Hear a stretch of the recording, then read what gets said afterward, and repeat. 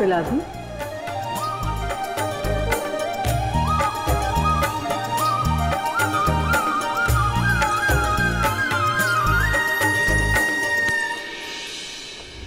कैसे ये सब इस मोहिनी के रूप में उलझकर लोभित हो रहे हैं। ये शासन करने योग्य ही नहीं है। मेरा वचन स्मरण करो मृत्यु। मैंने कहा था ना, इनका लोभ ही मुझे हलाहल की उन 2 बूंदों के निकट ले जाएगा।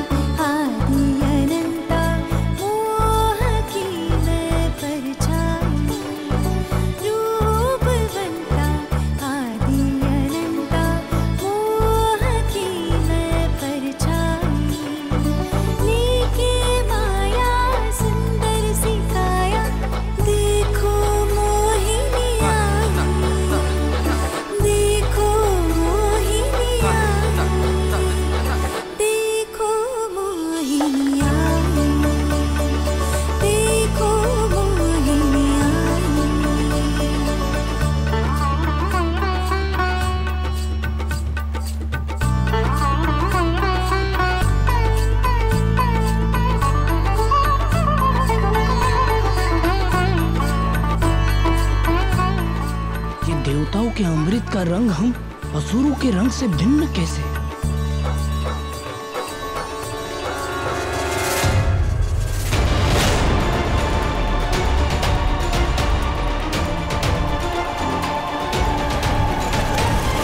रजनी बतारी बदराई कारी अल्हड़ नदी की अल्हड़ी धारी। रजनी बतारी बदराई कारी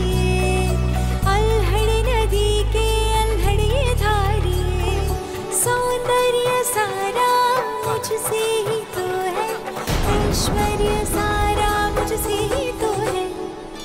रूप कलश में अमृत है लाई, देखो मोहिनी आई। रूप कलश में अमृत है लाई, देखो मोहिनी आई। देखो मोहिनी आई, देखो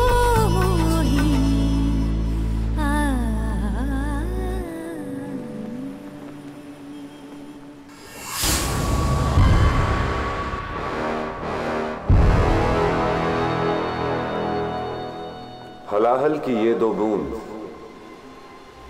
महादेव और नारायण के भक्तों के बीच उनके मन में विष घोल देगी।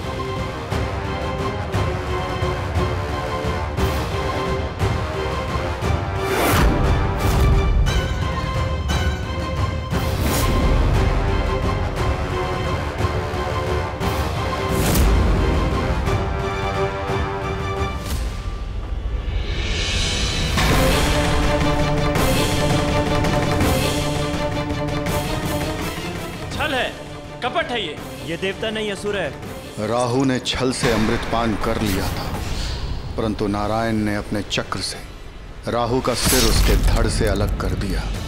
चूंकि वो अमृत पीकर अमर हो चुका था, इसलिए उसका अंत नहीं हुआ, परंतु उसके 2 टुकड़े हो गए। तब से उसके सिर का नाम राहु और धड़ का नाम केतु पड़ गया।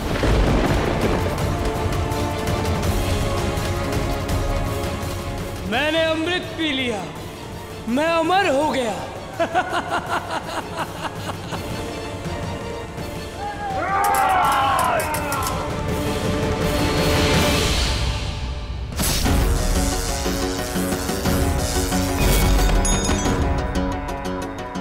ये साधारण जल था जो हमने ग्रहण किया। छल हम असुरों को अमृत प्राप्त नहीं हुआ। छल इसने नहीं, छल प्रभु विष्णु ने रचा है। प्रभु, मैं तो आपका भक्त था, फिर आपने हमारे साथ ही ऐसा छल किया। प्रभु शांत हो जाओ बलि। छल करने वालों को छल से परास्त करना ही नीति है बलि। और अब अंतिम चेतावनी सुनो। अभी तक तुमने केवल नारायण की माया देखी है, संहार नहीं। यदि अपने प्राणों की रक्षा चाहते हो तो उचित यही होगा कि तुम इसी क्षण यहां से प्रस्थान कर जाओ, अन्यथा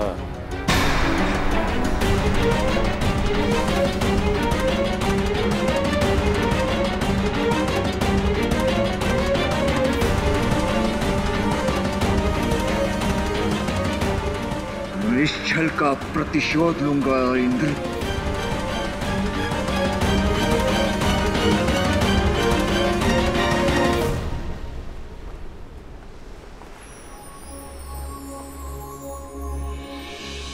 प्रभु, पालनकर्ता के साथ आज विनाशकर्ता ने भी सृष्टि का विनाश होने से बचा लिया। केवल आप दोनों के चलते ही ये मंथन संभव हो सका है। देवताओं को उनका ऐश्वर्य पुनः प्राप्त हुआ है। आप दोनों धन्य हैं प्रभु, धन्य हैं।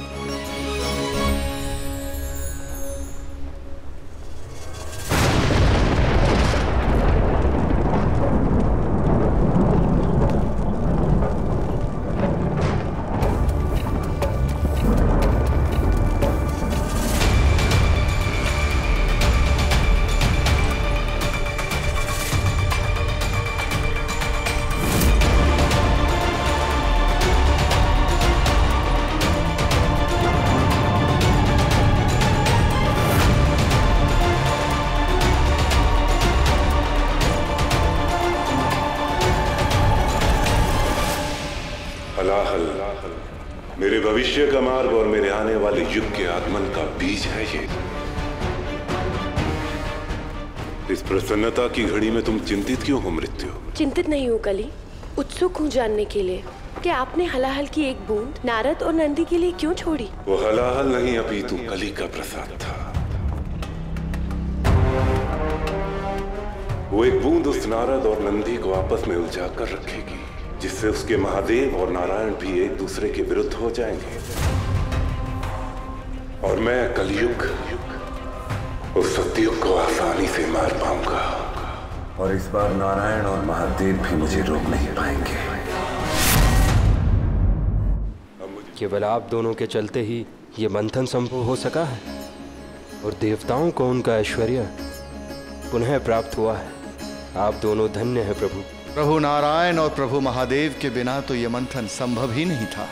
मेरा आप दोनों से अनुरोध है कि मंथन की व्याख्या कर इसके ज्ञान के लाभ से संपूर्ण मानव जाति को परिचित कराएं।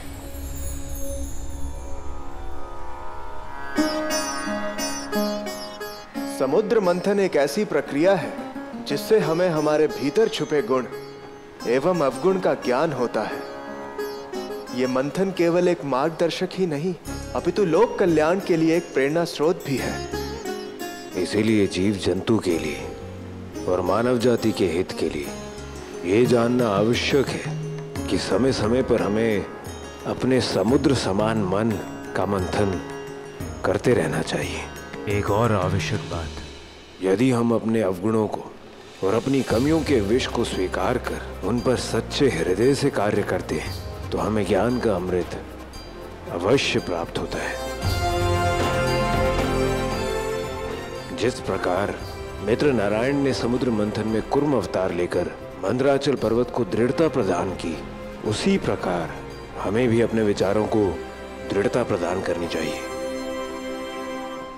और जिस प्रकार मंथन प्रक्रिया से निकले हलाहल को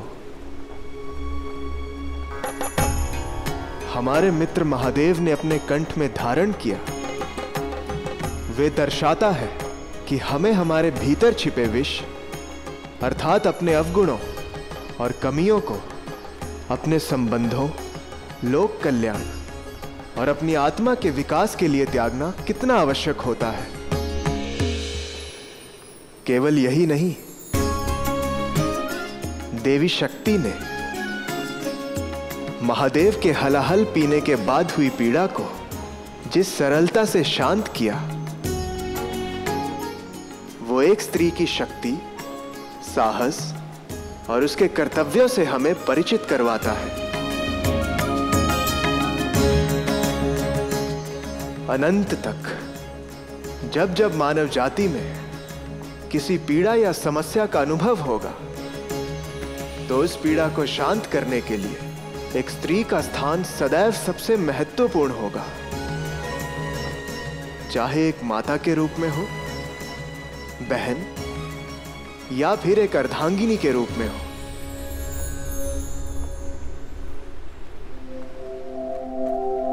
नारायण महादेव, जय नारायण, जय महादेव, जय महादेव। सारा ब्रह्मांड करे वंदन, सारा ब्रह्मांड करे वंदन। नारायण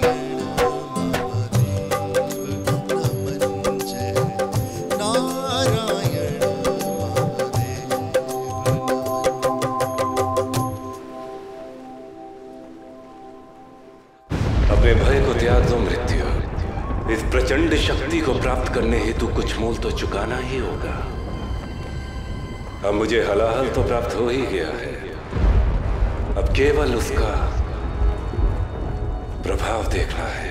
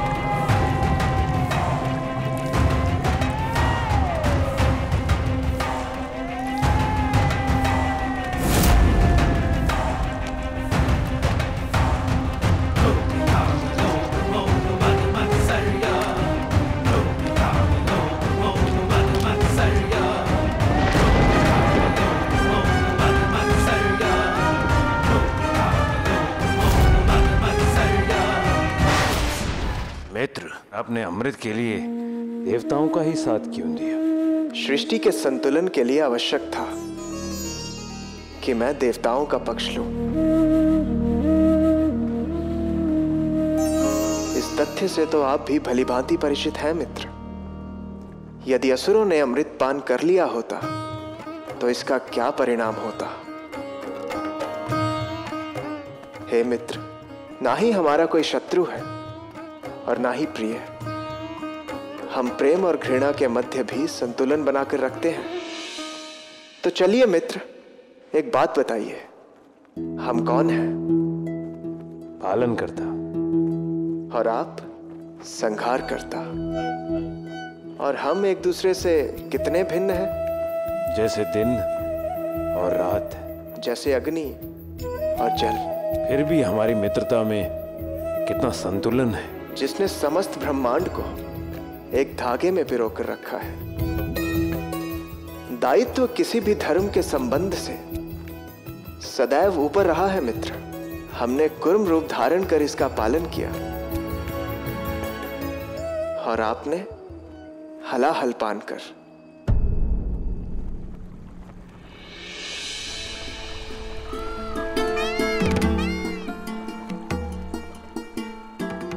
हमें संदेह है मित्र कि हमने संपूर्ण हलाहल का पान किया है। यदि किसी भूलवश एक बूंद भी किसी जीव ने ग्रहण कर ली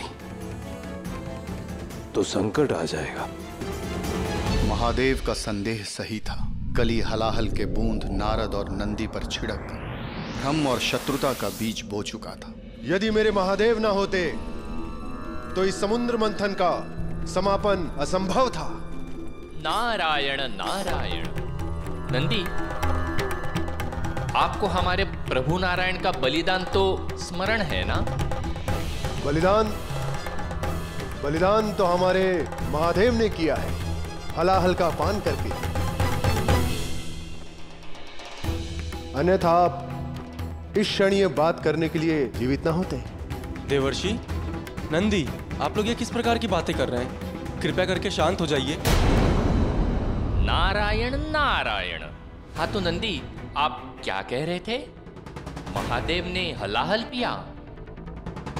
वो तो तब प्राप्त हुआ ना जब हमारे प्रभु नारायण ने कूर्म अवतार लेकर मंदार को अपनी पीठ पर उठाए रखा। जहां तक भार उठाने का प्रश्न है तो मेरे महादेव अपनी छोटी उंगली पर इस संपूर्ण ब्रह्मांड को उठा सकते हैं। और संयम की बात तो आप नहीं करें, हमारे महादेव का इसमें कोई विकल्प ही नहीं है। नारायण नारायण। महादेव की समाधि को आप संयम कह रहे हैं? उसे संयम नहीं, उसे आलस्य कहते हैं, आलस्य। नारायण नारायण। देवऋषि,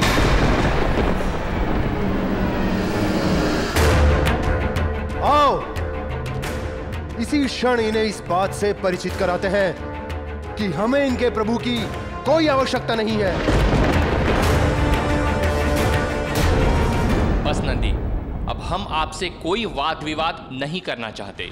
अब हम जो भी बात करेंगे स्वयं प्रभु नारायण से करेंगे।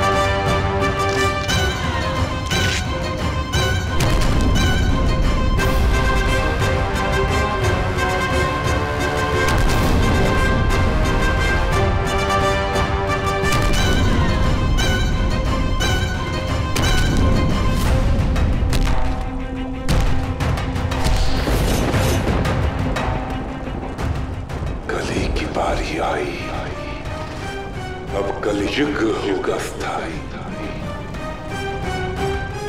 अब कली का युग आएगा।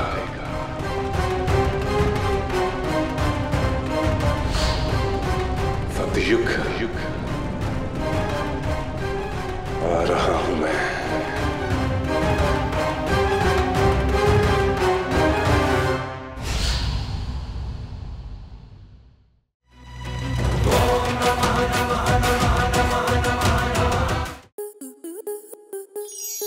स्टार प्लस के ऐसे ही और बेहतरीन लम्हे देखने के लिए सब्सक्राइब करें हमारे YouTube चैनल को।